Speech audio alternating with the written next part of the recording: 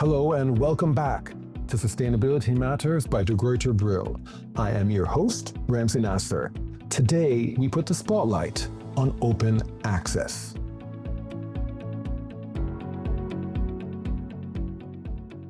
Open access has transformed academic publishing by breaking down paywalls and expanding the reach of research beyond the privileged circle of a few well-funded universities. And this shift is reshaping the academic landscape, from who pays to who publishes, to who gets read, and what metrics matter for success. And while the value of open access as a public good is clear, its rise has also entrenched the dominance of academics and institutions in the global north, widening inequalities between institutions and regions, and growing pressures to publish at any cost mean that more work is required to make sure that open access delivers on its promise of inclusivity. In this episode, we get to know more about open access and how to make it more sustainable. And to help us with that very tall order, we are blessed to be joined by Stephanie Veldman and Dr. Soumitra Datta. Stephanie Veldman is Director of Open Research at Gruyter Brill, and Dr. Datta is distinguished and rather prolific as a researcher from the Global South with expertise in child psychiatry and psycho-oncology. Mrs. Veldman and Dr. Datta, welcome to the program. I self-identify as academic adjacent, as an academic's ally, if you will. So I always like to begin with first principles when exploring topics that may be new to a large segment of our listeners who may have backgrounds similar to myself. So I do want to focus the conversation today on the challenges that researchers face in the Global South and what publishers can do to help. But I want to contextualize and place that conversation in the frame of general trends in the sector around open access and how those intersect with efforts to bring in marginalized and Global South voices more generally. So I hope you can bear with me. I'm just going to do a really brief sketch of some background as I have come to understand it, and then I'll check in with you and you can tell me if I've got this picture right or wrong and how. So as I understand it, academic publishing has been going through a lot of consolidation over the past 10, 20 years. There was a first wave in response to something called the Big Deal in the early 2000s, when larger academic publishers began bundling access to all of their journals together and charging institutions one large flat fee for everything. But by covering their entire catalog and thus taking up a larger portion of library budgets, less budget became available to spend on journals from smaller publishers. So a lot of libraries canceled their subscriptions to smaller publishers, and this forced them to sell their businesses to larger ones, producing a wave of consolidation, seeing the top 5 largest publishers increasing their market share from 39% to 49%, according to World of Science data. And then after that wave of consolidation came something called the cereals crisis. That's not a reference to what Americans have for breakfast, but cereals with an S, as in periodicals. And it goes like this. Library budgets have been going down while the cost of subscriptions to academic journals has been going up. In 2012, Harvard University Library famously sent their faculty an email announcing it could no longer afford to pay almost $4 million. It was being charged annually to access journals. And in the email, they encouraged academics to make all of their research freely available without any paywalls, using open access journals. In that same year, thousands of academics joined a boycott of the world's largest academic publisher, Elsevier, for the same reason. And then a few years later, in 2019, the University of California system outright canceled its $10 million subscription to Elsevier. And not just because of the unsustainable increases in the Big Deal bundle costs, but also because after all of those expenses, firewalls continue to block access to publications. In that year and in the year preceding, waves of universities dropped their contracts with various publishers, including Elsevier, Wiley, and Springer Nature, and institutions really joined a huge push from across the academic community for subscription journals access to be ended and for the sector to move firmly to open access. Publishers responded to this consensus very quickly. The percentage of open access publications increased from 22% in 2015 to a huge 59% in 2023, according to openaccess.org data. And that's a massive increase in a really short period of time, and really a testament to the commitment of the sector to embrace open access. And publishing revenues also reflect that shift. The decrease in subscription revenue and an increase in something called APCs, those are article processing charges. It's a fee that authors pay to publishers for each open access publication that they want to publish, instead of the subscriptions fees that institutions pay to have unlimited reading of journals that are published. And concurrent with the rise of open access, we've seen a second wave of publishing consolidation. In the past 6 years, the market controlled by the 5 largest publishers jumped from 52% to over 61%, also according to World of Science data, and they were at 39%, as we said, in 2000. So that's a quick run through of the past 25 years of academic publishing, maybe slightly oversimplified. How did I do? Did I get anything wrong? From the publishing industry, so perhaps it's pertinent that I respond to that summary. First of all, Ramzi, and I think you've done a great job in addressing, many of the chronology, but also some of the challenges that we are facing. To perhaps add to that, I will say that I think I like to be an optimist. So yes, you're right. Consolidation is a reality of the market.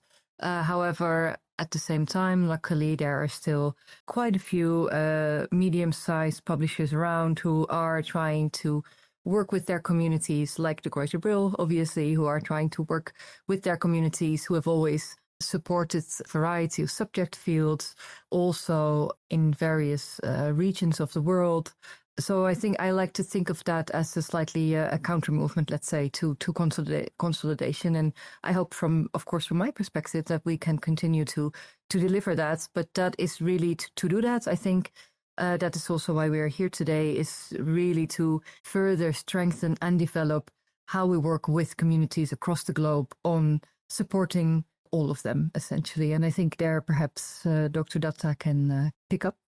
Yeah, Ramzi, I think I agree that the way you have summarized it, it's quite succinct, but there are some other forces also which we're playing. So funding bodies for research increasingly wanted their papers to be open access. And, this was happening at a time when the whole information technology had boomed. So the first paper I remember, which I was a co-author for during my training, we used to print it and post it to the journal by a courier. And now that's in the last century, almost 1999, 98. Now that has changed. We know we get an acknowledgement within a second. So the funding bodies wanted their knowledge to be free, and they wanted everybody to access it. So that's also something which I think pushed this entire debate about open access. Now, what has happened also, authors want their first comment on their papers within 30 days. Many journals are striving for that. And for accepted articles, there are publishers who are chasing that they would publish within 3 days. Now, this is difficult. And all of this requires investment in money, in staff, in technology. And, so somebody needs to pay for it. So I guess keeping this balance, that keeping it free at the same time have a sustainable model, is where the current debate is. So there were pushes for transformative agreements with universities, big universities, with lots of large publishers, but not everybody can have transformative agreements.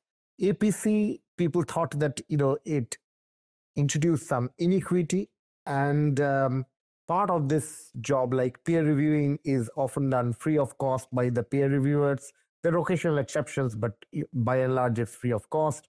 So the debate on the other side was that the publishers are making money from all fronts. So I think I'm an optimist that with better technologies and better ways of working together and better dialogues, we will have a more level playing field.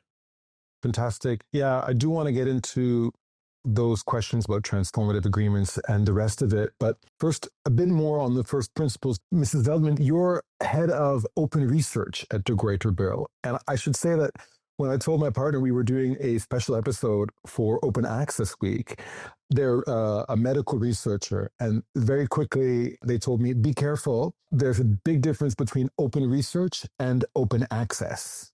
On this episode about open access, with the head of open research, you might be in the best position to explain to us a little bit about that distinction. Yeah, absolutely. And I think what really comes into play here is, first of all, that there are, of course, the developments to open access that are driven from publishing culture, from the developments with that you have just sketched. But at the same time, of course, there has for quite a long time been this ideological drive to open up research. And that's essentially what it is about, right? It's much bigger than just providing free access to research articles, although that is, of course, a very big and important ambition.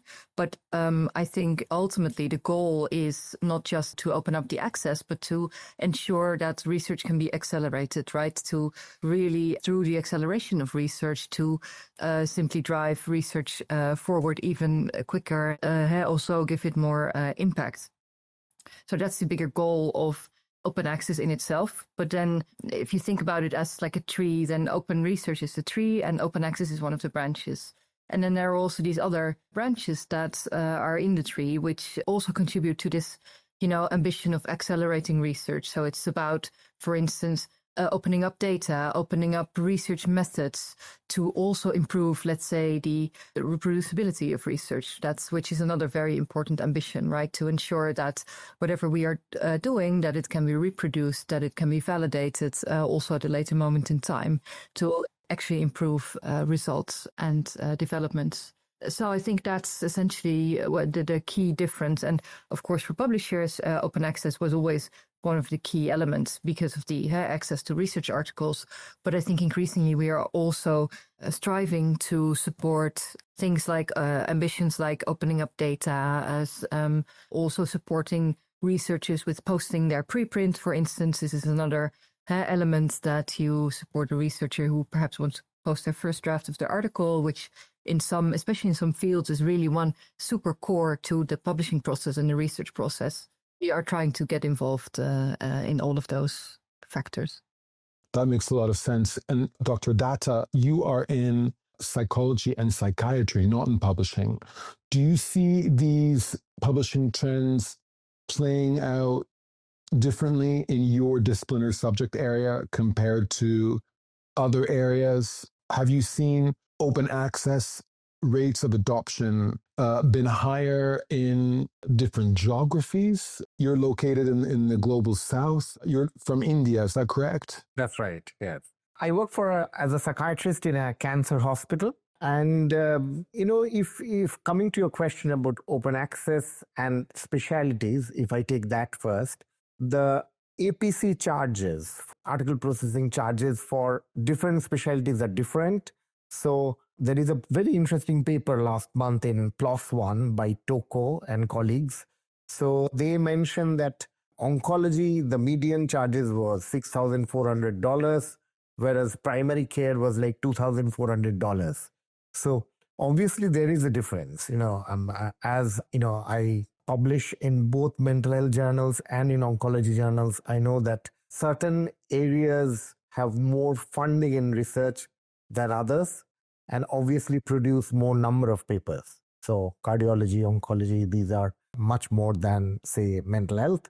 And I think because of the way research has panned out in terms of the growing field of clinical trials and having trial centers across the world, I think the proportion of research in certain specialties have more distribution across the world than others. So mental health, I would say a large proportion, or almost, I won't say everything, but a large proportion is from the global north and the west, or the high-income countries.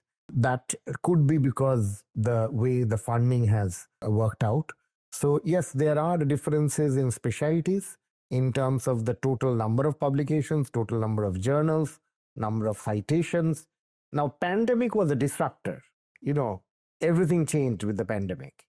And lots of journals give, the variability of time, if you want to consider, give free waived off APC charges during the pandemic because we were trying to tackle a global problem.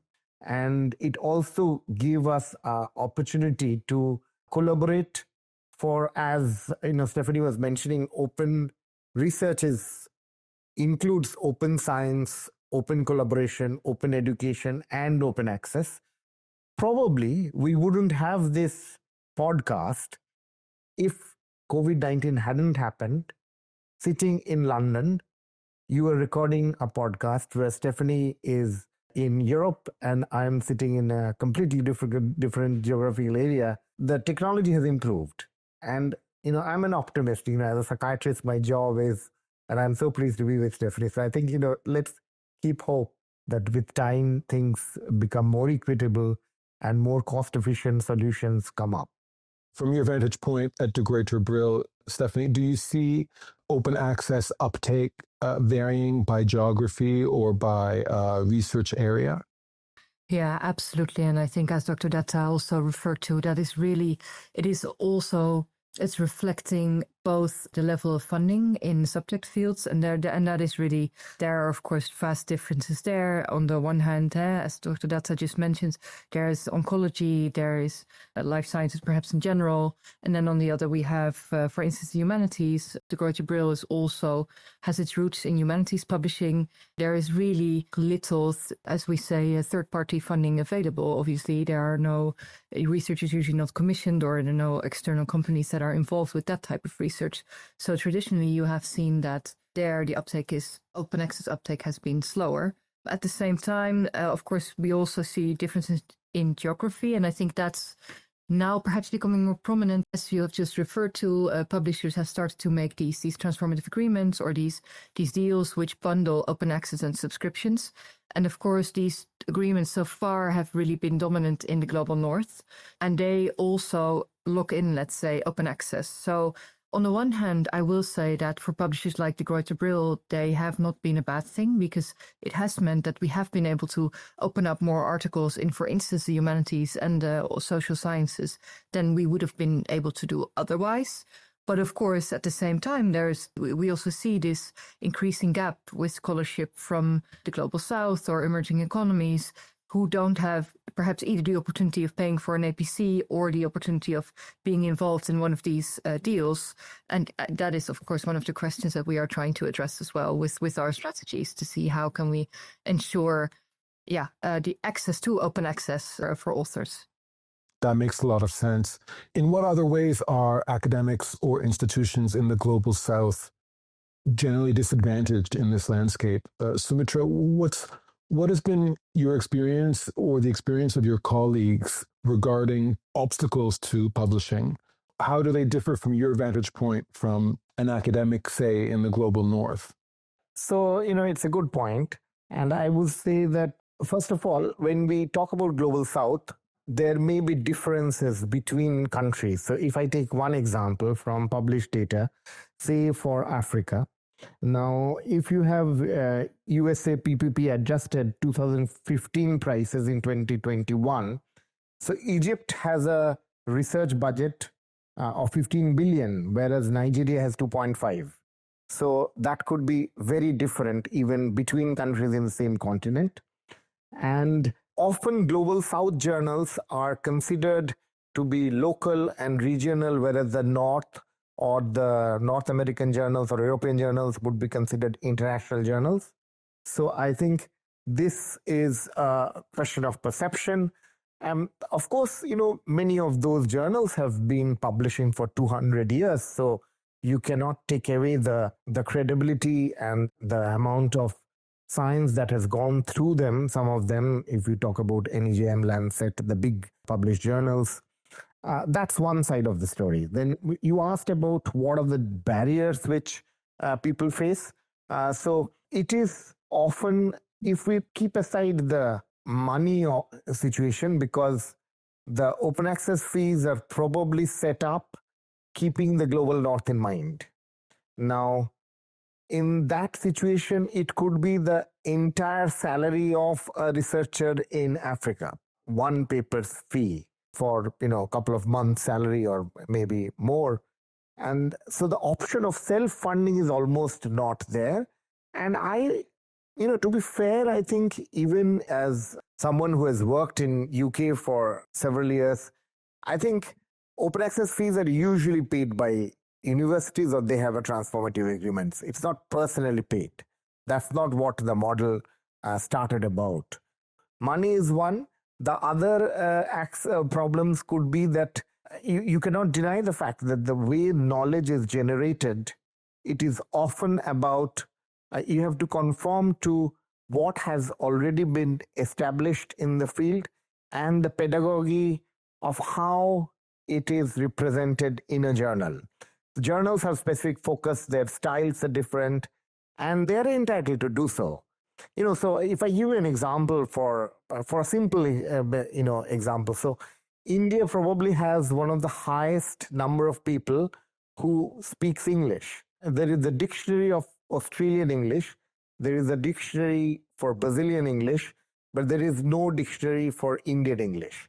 So the way words are used, that could also be very different. The same word can have a very different connotation in the West and in India, for example. So these are some things which people have to learn over years and understand what are the internationally accepted ways of expressing. Because if you're writing progressively for an international audience, I think learning that also is a process. But I'm again very optimistic because with the globalization of education, I think people have much more access to thoughts from all sorts of places in the world. So I think so that those are some of the challenges you face.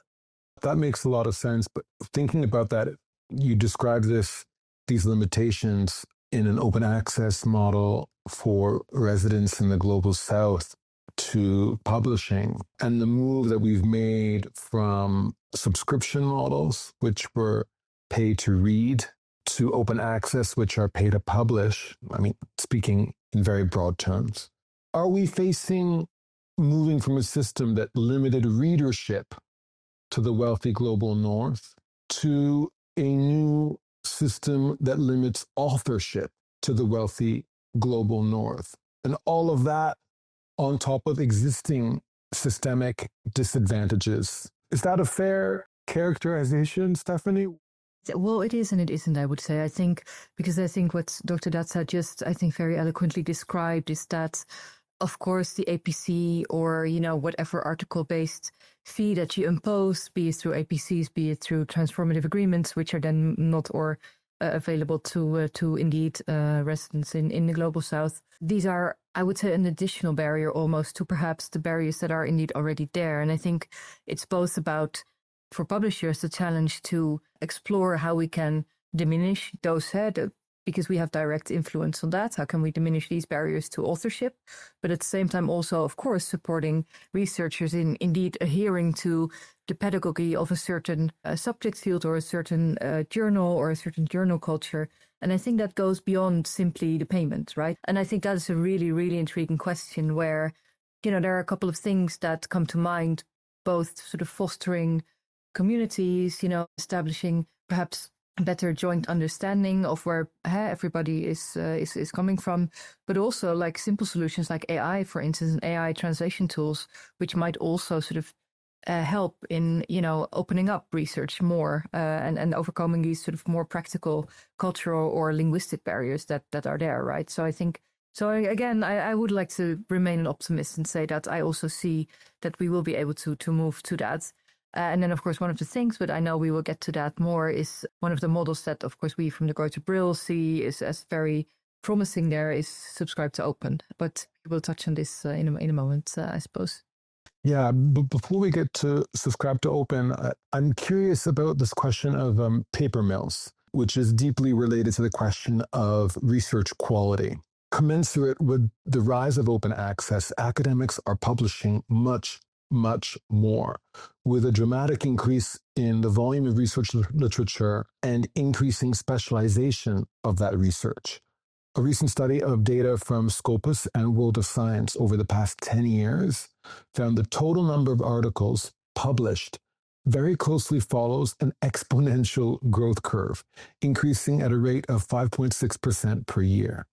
But importantly, the trends are not uniform.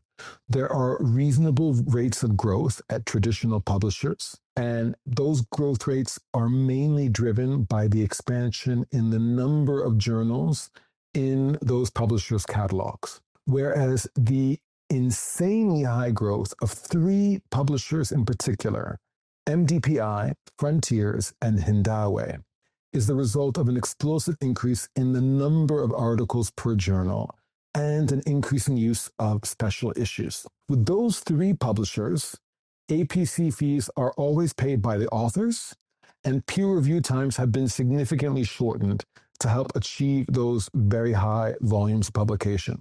They have been described, as I mentioned earlier, as paper mills. I've also heard it being referred to as fake it till you break it. So the question is pay to publish giving open access, which is a generally positive movement driven by academic institutions themselves to liberate access to research, is pay to publish giving open access a bad name? I think from my side, but I'm also really curious to hear Dr. Datta on this obviously from the researcher perspective. I think from what I can see, I would say it's a little more nuanced. I think open access itself doesn't have a bad name per se. Of course, this fake it till you break it model is an absolutely undesirable direction of travel and unexpected as well, I think. I will say that was absolutely prevalent a few years ago, perhaps also in conjunction a little bit with the COVID boom, not because of that, of course, but perhaps because that helped, drive it even further. But because this has, of course, on a massive scale been unmasked, let's say, the industry has been for a number of years already absolutely jumped into action to try and prevent this as much as possible, right? So we are really focusing on, indeed, things like research integrity checks, where we have ramped up, let's say, the safety measures and the checks that we have in place that to ensure that the research we publish is real and wasn't produced by indeed some paper mill company or by a bot or by AI, of course. So I think that's our core mission as publishers, right? That, and also our core value, I think that we bring is, you can say, okay, well, everybody can publish anything on the internet, but I think actually what we bring is this peer review system, but also this whole operation of curating and validating knowledge. And that is really, actually, I would say, in an AI age where barbarians are at the gates, it is more essential than ever. So as an industry, we take this job 100% super serious. We have, at the Gruyter Brill, we have a dedicated team of people working on this. We have also implemented all tools to ensure these kind of checks, and across the board with all publishers, they are 100% committed to ensuring this, right? Because this is our core. This really attacks otherwise are really the core of who we are, our DNA. So I will say that to the whole paper mill topic. But I'm really interested in what Dr. Datta's experience is there as well. I would say I would agree with Stephanie. You mentioned three specific publishers. I wouldn't want to comment on any specific publisher, but there is a concern that there could be, and these are universal. So I almost get 20 emails every day from predatory journals asking, would I be wanting to submit a paper or be an editor, etc. But I think, the reason this could be, a just way of making money running a business. Now, whatever, but where we should not get it wrong is more publishing or more research should not be, you have to have debates about this like we are having today, rather than censoring opinions. Because, it is so easy now to censor opinions. I think if you have more published literature, people will choose whatever is good or bad for them. And if there would be a tipping point where if you see a lot of bad quality research coming from a particular areas, probably universities, like I know in India, a lot of universities mandate that this is the list of journals that you have to publish in. So people have thought about that. So where you won't, get credit from, it's not in your and mine or Stephanie's power to stop anybody from doing what they are doing. We could have regulations, but that's probably not in an intellectual debate. I think if I may quote someone, that the solution is not to have less speech but more speech and more debate, and then let people and researchers choose what is relevant. Yeah, that makes a lot of sense. You can game the numbers once or twice, but in the long run, eventually you'll be found out. But I do wonder about the relationship with the global south. I hear comments all the time about paper mills, and they are always linked to global south countries, often China, but sometimes other countries as well. Is this just another prejudice to stigmatize the quality of research from the global south, or is there demonstrative prevalence of fake it till you break it paper mill publishing from the global south? Is that just a prejudice, or is that an actual trend? This is a very specific question. I haven't looked at the prevalence of predatory publishers and what are the geographical bases where they're coming out from. The emails, which often they would get it from the corresponding author emails, which are in public domain, and I'll get bombarded by these emails. Are the editorial bases for these restricted to a particular country or a particular region, or is it more in global south? That's a very specific question. I'll ask Stephanie's opinion on that. I don't know really. Yeah, no, my impression is that this is indeed more prejudice actually than something rooted in facts. I mean, I think China in particular is very specific, but we also have to bear in mind that China is now responsible for more than 50% of all research output that is out there. So if it looks like China there is a prevalence from, then that is also natural because they are simply responsible for the biggest proportion of papers. It is also absolutely happening in the global north. It is also happening at distinguished universities, distinguished institutions. And I think what is interesting is that whereas you see that in China, also in other countries, actually there is also from the institutional side, from government side, there's actually a lot of action, funder side, to these practices. And it's very strict and actually something that also we as publishers applaud, right? That there is the issue is being taken 100% serious. Whereas actually in the global north, there are institutions who, because as publishers, we take this problem also super serious. So we always flag it to institutions. And we have had institutions coming back to us saying, oh, how can we make this go away? And so, and this is a universal experience among publishers. So I think, it is absolutely not limited to the global south or just this regional problem. No. I do want to talk about what we mentioned earlier, these transformative agreements.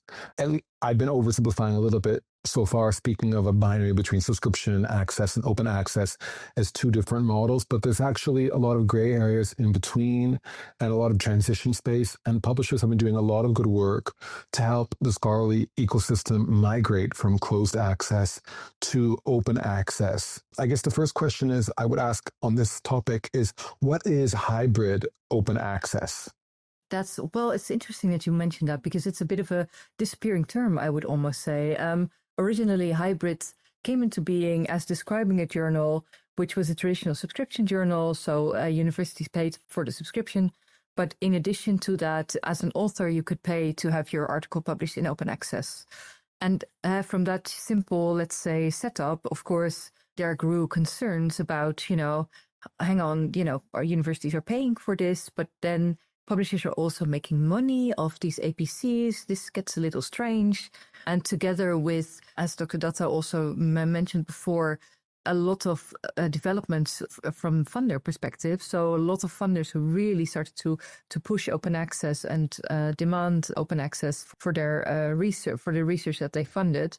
Increasingly, these deals came into existence where libraries, both to enable compliance with funder policy for their authors, but of course also to curb spending from their institution. So it's a sort of a two-direction approach.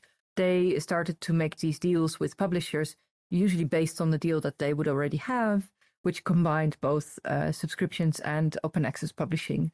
So hybrid as a model, I mean, it's still around, but it's at the same time, because you really see this shift into a more unified, perhaps, approach. I'm not sure whether it's still super relevant in terms of, thinking about OA. Lots of journals are actually into a process becoming open access, right? Okay. I mean, maybe the data I was looking at in preparation for this episode was a bit more historic. When you're talking about all-encompassing agreements, are you referring to read and publish, those transformative agreements you were mentioning earlier? Yeah. Right. Yeah. Right. Yeah. So as I understand it, those contracts bundle subscription and open access costs together. So authors affiliated with participating institutions can publish open access without themselves paying article processing charges, APCs.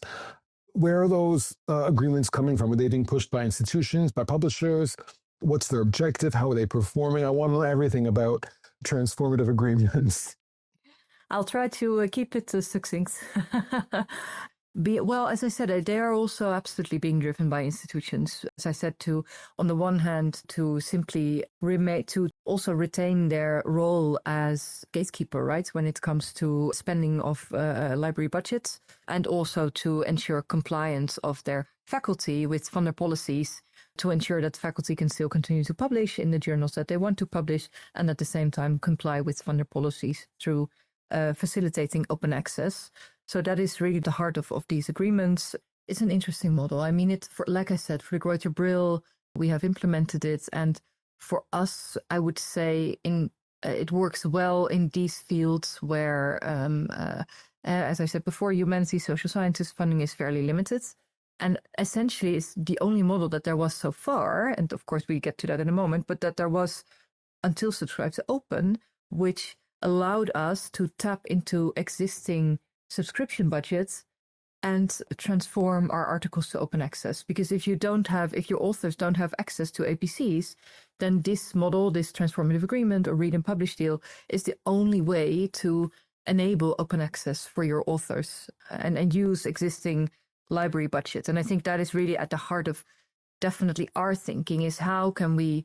There's this famous phrase that says, well, there's enough money in the system to flip everything to open access. And I mean, we agree, right? We also think that there is essentially enough money in the system. It's just about thinking, how can we shift this spending from, existing subscriptions to also facilitate open access publishing? You mentioned something called Subscribe to Open, and I don't know what that is. And is that the way you referred to it? Is that replacing transformative agreements?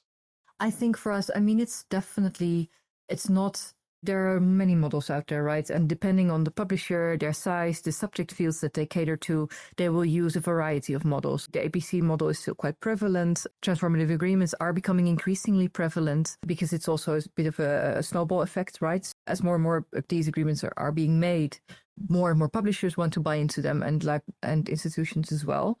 But Subscribe to Open, I think for us, for the publisher that we are, makes a lot of sense, as I said, because, well, on the one hand, we have roots in humanities and social sciences, and specifically for those fields, it's a model that lends itself very well. We are also a medium-sized publisher. Our journals are really community-oriented. They're not huge scale, but that also means that we still have a lot of individual subscriptions. So we have these big packages, some of them, of course, but at the same time, also still we thrive on these individual subscriptions. And then actually Subscribe to Open, of course, makes a lot of sense because you can actually convert your existing subscriptions into facilitating open access publishing.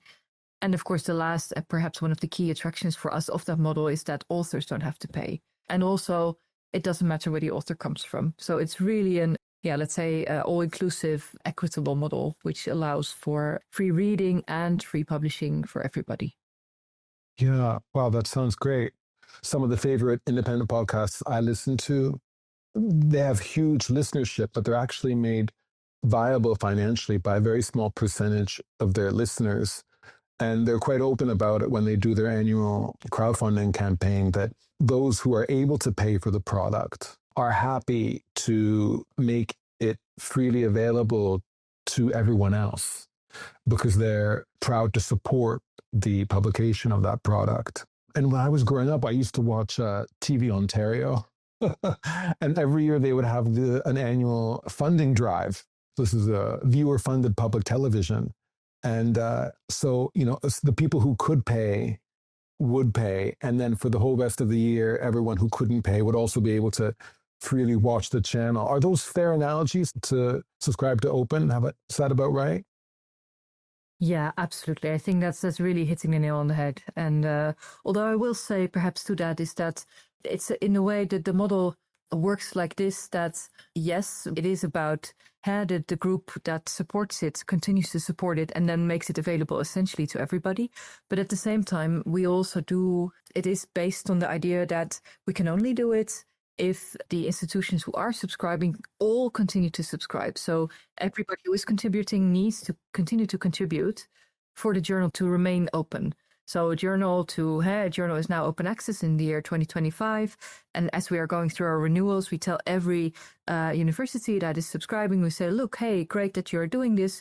Please, will you confirm that you continue to subscribe? Because if not, we need 100% renewal rates. If we don't get that, we need to put the journal back behind a paywall. And then not only do you lose access, you also deny your academics access to publish for free in this journal. So, and I think that additional conditionality is also still needed, right? I mean, we, as NICE says, in a way, the model is very centered in this altruistic notion, but at the same time, we also recognize that libraries want something tangible, right? They want to still subscribe to something. They want to get something in return. It's still a transactional model as well. And that's the beauty of it, really.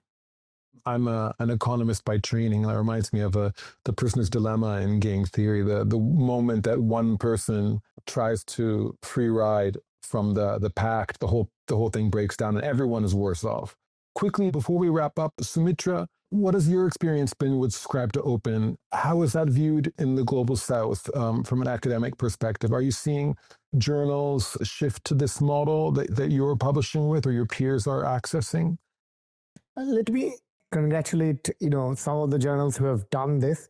Let's hope that this is the next disruptor of publishing industry. So it could be like, all of us now stay in Airbnb and hotel industry has got its fair share of flags. So it could be one of the ways things pan out.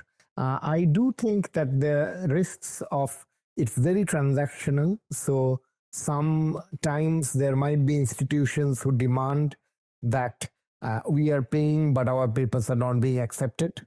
So I think we have to meet somewhere in the middle ground. So the institutions who subscribe and think that they would be able to publish needs to have regular exercises of, research methodology course, statistics, publication courses for their researchers. But at the same time, the journals also need to have decentralized editorial boards. Often, one of the issues is citations. So, maybe having regional citation databases. So Subscribe to Open is one aspect of it, but there needs to be some other structural changes in the entire domain of research and academia. There is also an increasing trend of clinicians, and I am a medical researcher, so clinicians and academic researchers often they diverge. However, most of medical research is about a translational aspect, but at the same time, we need to be mindful the importance of and the value of basic fundamental research. So when Watson and Crick had discovered the double helical structure of DNA in 50s, people wouldn't have thought that would be the most important discovery. It was published in a single page paper, it was just over one page, and see where we are now. So I think basic science has to be encouraged, but at the same time, all these structural changes, if it happens, it probably will work. I'm talking about the long term. I wish S2O well, but in the very short and medium term, there is one aspect of problem of scale. Say if a library has X amount of budget and they have to please 20 departments in the university. And if subscribe to Open is only available for 10% of the academia, each of those journals, because they are covering open access and access, APC and access, obviously their charges would be slightly more than just access.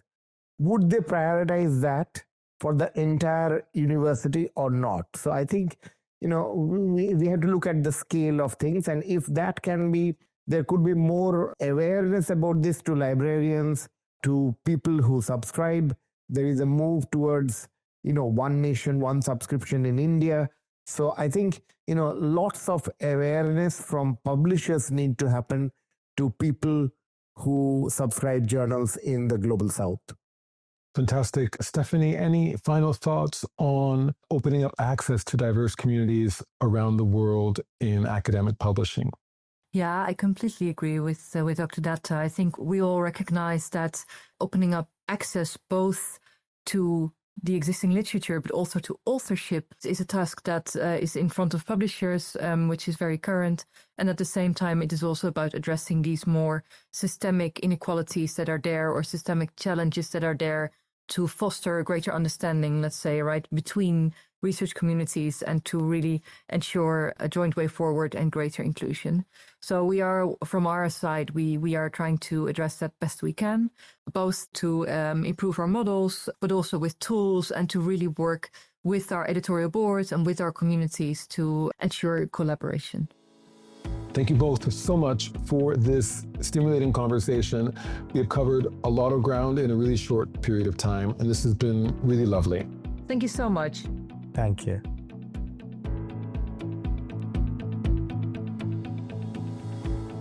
That was Stephanie Veldman and Dr. Soumitra Datta. And this has been another episode of Sustainability Matters. Don't forget, you can also participate in the podcast. Let us know what you think of Sustainability Matters. If you would like us to cover any particular topics in future episodes, or if you have thoughts on open access you would like us to explore, do write to us and let us know. Our email is podcast@brill.com, and we would very much love to hear from you.